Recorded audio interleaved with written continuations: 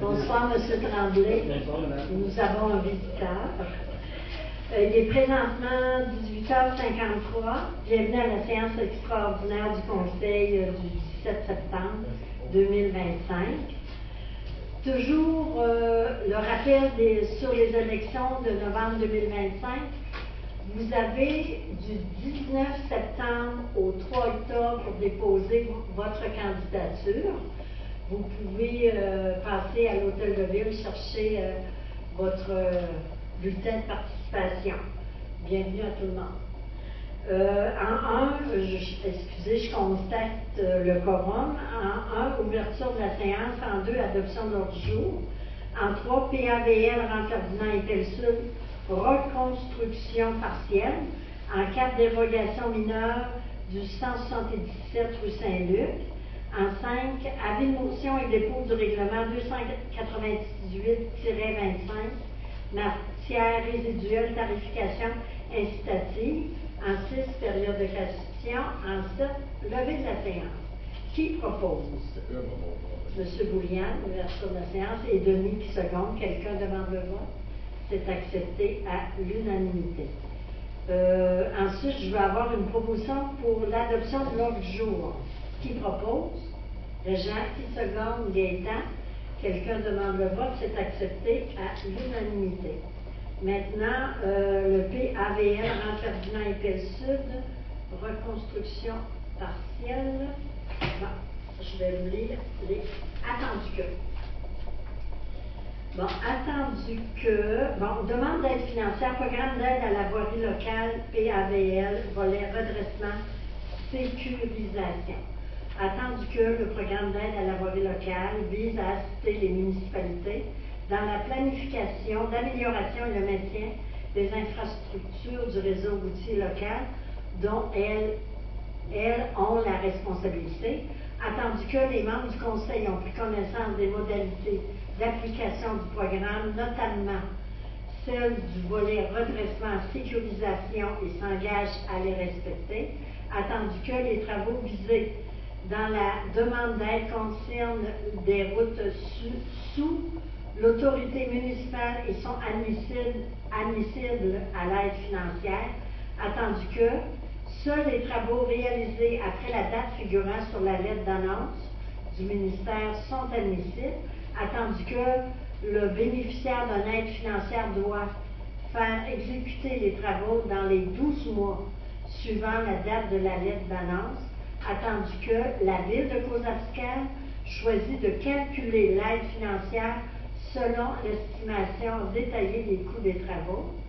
Attendu que Mme Ariane Ross est DESI, chargée de projet à la MRC de la Matapédia et mandatée par la Ville de Causapical pour représenter la Ville de Causapical dans le cadre de ce dossier. En conséquence, il est proposé par Denis, secondé par Léo, d'appuyer. Quelqu'un demande le vote d'appuyer cette demande d'aide financière. Maintenant, nous passons à la dérogation du 177 rue Saint-Luc. Régent. Bon, c'est une demande, en fait, d'obtenir l'autorisation nécessaire pour aménager un espace de stationnement situé en cours avant de l'emplacement. C'est à cause qu'il y a un élément qui dit que c'est même rien qu'à cause du crash, même d'ailleurs, c'est pas comme ça. C'est que c'est trop proche de la bâtisse, puis il y a fait 6 stationnements en avant, puis 3 autres en arrière. Puis avec ce qu'on a fait, là, on l'a accepté au CCU. Qui propose? M. Boulian. Qui seconde? Léo. Quelqu'un demande le vote, c'est accepté à l'unanimité. Au point 5, avis de motion et dépôt du règlement 298-25, matière résiduelle, tarification incitative. Règlement relatif à la tarification incitative pour les collègues de déchets sur les territoires de la Ville de Causapical. Considérant que, ça me prend un avis de motion. Denis qui donne l'avis de motion.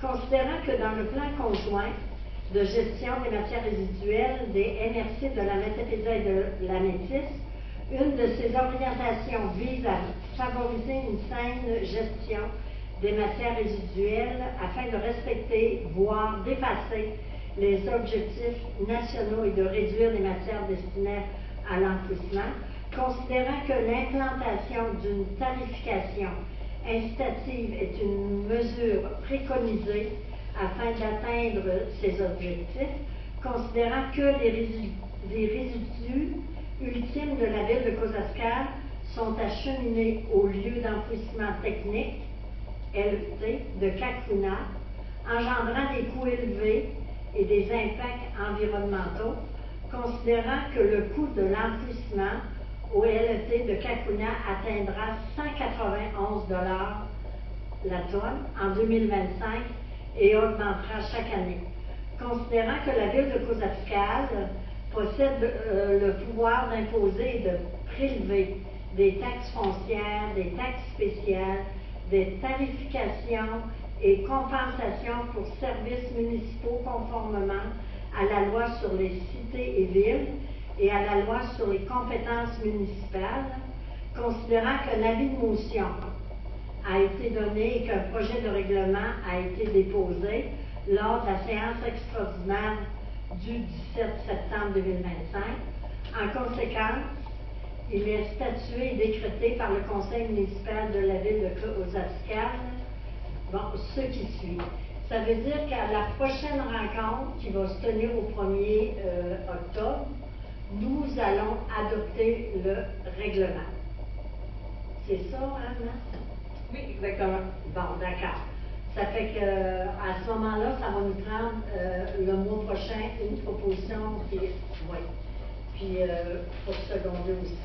Maintenant, on est rendu à la période de questions. Quelqu'un a quelque chose à dire? Non! Je demande un proposeur de la levée de l'Assemblée. Denis, qui propose? Denis, qui seconde Régent? Quelqu'un demande le vote?